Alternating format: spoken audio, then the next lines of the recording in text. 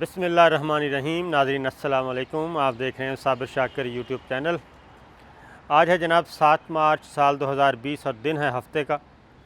लेकिन सबसे पहले मैं आपको बताऊं, आज वफाकी दारुल हुकूमत इस्लामाबाद का मौसम बहुत ही खूबसूरत है, सुहाना है, खुशगवार है।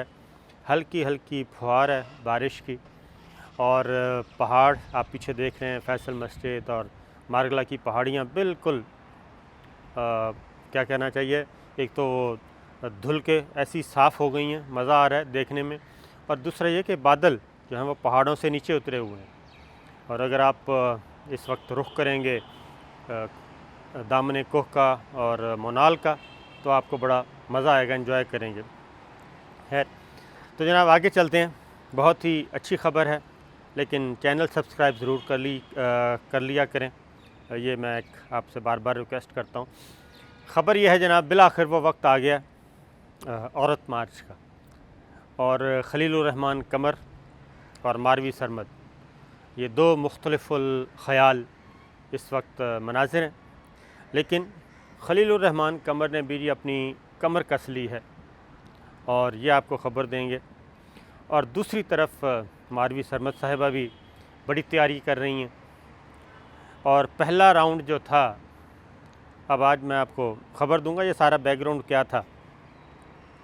खलीलुर रहमान कमर ने भी अपना एक प्लान बना लिया है, और प्लान ये है कि वो इस्लामाबाद पहुंच रहे हैं, और इस्लामाबाद पहुंच के वो कुछ अपना अगला जो है एजेंडा, अपना प्रोग्राम, उसको हतमी शक्ल देंगे। और दूसरा ये कि उन्होंने ब्लैकमेल होने से इनकार कर दिया, क्योंकि इस दौरान उनको थ्रेट्स दिए गए, मुख्तलिफ़ मुआशी किस्म के थ्रेट्स थे।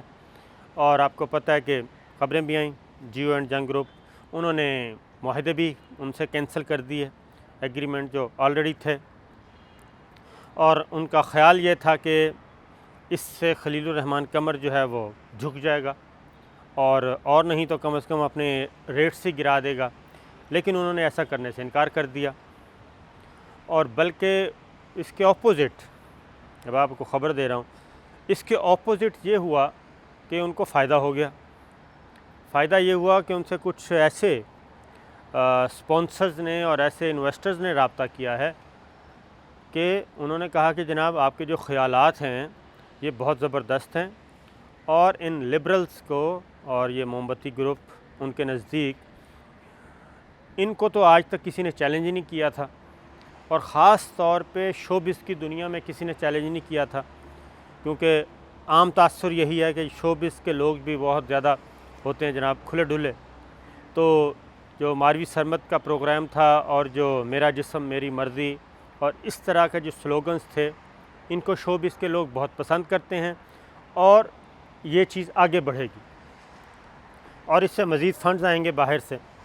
लेकिन हुआ ये कि खलीलुर रहमान कमर और मारवी सरमद को आमने सामने जो लाने का प्रोग्राम था, उसमें यही था कि जनाब मारवी सरमद हावी रहेंगी, खलीलुर रहमान कमर नीचे बैठ जाएंगे, क्योंकि वही शोबिज़ की दुनिया के लोग हैं, वो भी फ़िल्में बनाते हैं, ड्रामे लिखते हैं, ड्रामे बनाते हैं, इस तरह के काम लिखा रही हैं। लेकिन इसके ऑपोज़िट हुआ। ऑपोज़िट होने के बाद अब जनाब खलीलुर रहमान कमर साहब को तगड़े राइट विंग के तगड़े लोगों ने रब्ता किया, जो बहुत बिज़नेस में भी हैं, सब कुछ हैं। उन्होंने कहा जी आप बिल्कुल बेफिक्र होकर इसी ख़यालात पे अपना प्रोग्राम लिखें, ड्रामे लिखें, फ़िल्में बनाएं, हम आपको स्पॉन्सर करेंगे, और इसको लेके आगे बढ़ते हैं, इसी कैंपेन को, और इनको हम शोबिज़ की दुनिया में ही, फ़िल्म और ड्रामे की सूरत में ही इनको हम जवाब देंगे। अब एक और कोशिश की जा रही है, इस दौरान बहुत कोशिश की गई कि खलीलुर रहमान कमर जो है वो माज़रत कर लें। उन्होंने माज़रत करने से इनकार कर दिया, बल्कि उनकी बीवी ने, खलीलुर रहमान कमर साहब की बीवी और बच्चों ने कहा कि अगर आपने इस तरह की कोई हरकत की तो हम आपको माफ़ नहीं करेंगे। ये एक बिल्कुल दूसरी सूरत हुई। और साथ ही साथ ये हुआ कि जनाब राइट विंग की जो ख़वातीन हैं, उन्होंने भी औरत मार्च का ऐलान कर दिया मेरा जिस्म मेरी मर्ज़ी के मुकाबले में।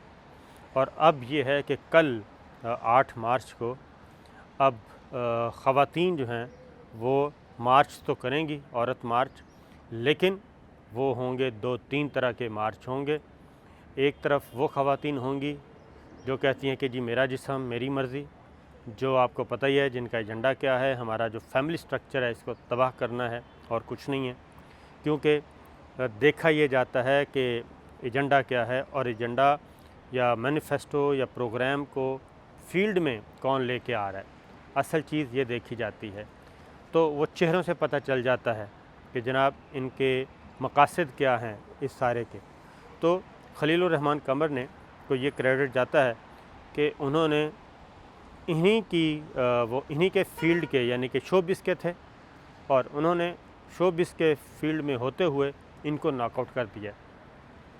फिर एक कोशिश की जा रही है एक और उसमें एक और कोशिश भी की गई कि पैमरा शैमरा के ज़रिए पाबंदी लगवाई जाए खलीलुर रहमान कमर पे।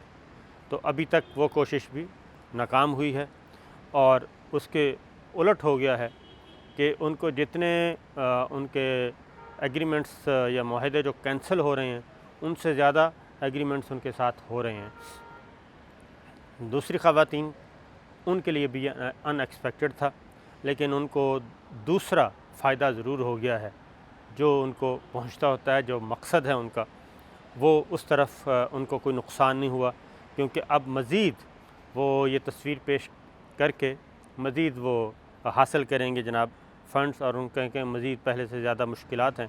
उसकी रीज़न ये है कि इससे कोई इनकारी नहीं है कि जनाब ख़वातीन को हकूक़ मिलने चाहिए, बिल्कुल उसी तरह मिलने चाहिए जैसे मज़लूम फील्ड के बाकी शोबे के लोग हैं, उनको भी हकूक़ मिलने चाहिए। लेकिन क्या ये इस तरह ही है कि करप्शन के ख़िलाफ़ एक मूव चलानी है, एंटी करप्शन मूव चलानी है, सोसाइटी को करप्शन से पाक करना है, गुड गवर्नेंस देनी है, और कहा जाए कि जनाब ये मूव जो है ये क़यादत इसकी करेंगे ज़रदारी साहब और नवाज़ शरीफ साहब, कि एंटी करप्शन मूवमेंट की मूव जो चलानी है, तहरीक चलानी है, उस मूवमेंट की क़यादत इनको दे दी जाए, जिनकी वजह से ये सारे हालात ख़राब हुए हैं। फिर एक मैंने आपको शायद पहले बताया कि नहीं बताया, एक ये ख़वातीन को इस्तेमाल करते हैं, ख़वातीन ग्रुप्स को इस्तेमाल किया जाता है, और ख़वातीन ग्रुप्स को इस्तेमाल करके यानी कि मज़लूम ख़वातीन को उनको इस तस्वीरें लेते हैं, उनसे गुफ्तगू करते हैं, और उसकी बुनियाद पे फ़िल्में बनाते हैं, ड्रामे बनाते हैं, फिर ये स्पॉन्सर्स हासिल करते हैं, फिर ये फ़ंड्स हासिल करते हैं कि हम ये अवेयरनेस मूवमेंट चला रहे हैं। अवेयरनेस मूवमेंट के बाद उनको मुआवज़ा तक नहीं दिया जाता है, जिन ख़वातीन को, जिन मुतासरा ख़वातीन को वो अपने शोहर के हाथों हों या कोई तेज़ाब फेंका हो या कोई और इशू हो, तो ये चीज़ होती है। जबकि आपने देखा कि ये ज़ैनब अलर्ट बिल आया, अब मुतालबा सबसे ज़्यादा आम मुआशरे ने ये किया कि इस तरह के दरिंदों को सरेआम फांसी दी जाए, लेकिन इस सज़ा के ख़िलाफ़ यही लिबरल्स आए थे, यही सोसाइटी के वो लोग आए थे, उन्होंने कहा नहीं ये तो गैर इंसानी है। ये एक तरफ कुछ और, यानी कि जहाँ से जिस मकसद के लिए पैसे मिलते हैं वो सिर्फ़ ये कैंपेन चलाते हैं, उसके अलावा कोई कैंपेन नहीं चलाते। वरना तो पूरे मुआशरे की, पूरे पाकिस्तान की ये आवाज़ थी कि ज़ैनब के कातिलों को, जो कातिल था उसको, उसके बाद बच्चियों से और बच्चों के साथ जो ज़्यादती करते हैं उनको, सारे मुआशरे की डिमांड है कि उनको सरेआम लटकाया जाए। लेकिन ये दरमियान में आ जाते हैं कि नहीं जनाब ऐसा नहीं करना। तो कहने का मकसद ये है कि इनका एजेंडा जो है वो हिडन एजेंडा कुछ और होता है, बज़ाहिर कुछ और चीज़ें होती हैं। तो खलीलुर रहमान कमर वर्सेस मारवी सरमद एक बार फिर आमने सामने होने को हैं। कल 8 मार्च है।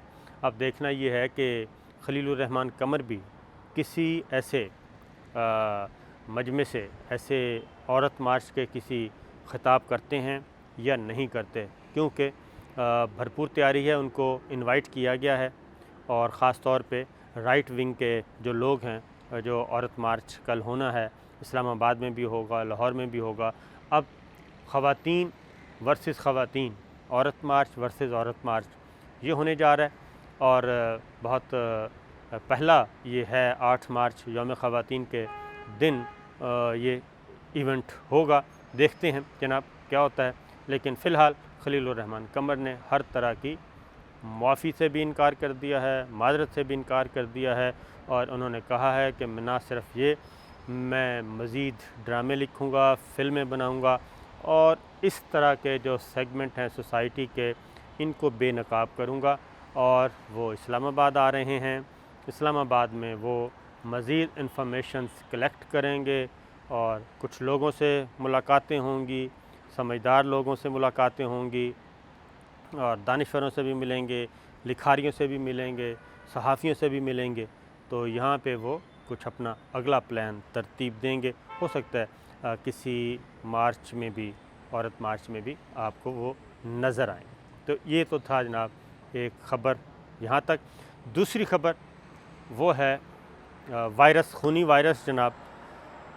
ईरान बहुत ज़्यादा खौफनाक हद तक इससे मुतासर हुआ है और इंतहाई ख़तरनाक हालात हैं वहाँ पे अरकान पार्लियामेंट, आपको बताया गया था कि अरकान पार्लियामेंट जी मुतासर हुए हैं वहाँ पे बहुत ज़्यादा ईरान के, और ईरान के ऑफिशल्स, आला ओहदेदार मुतासर हुए हैं।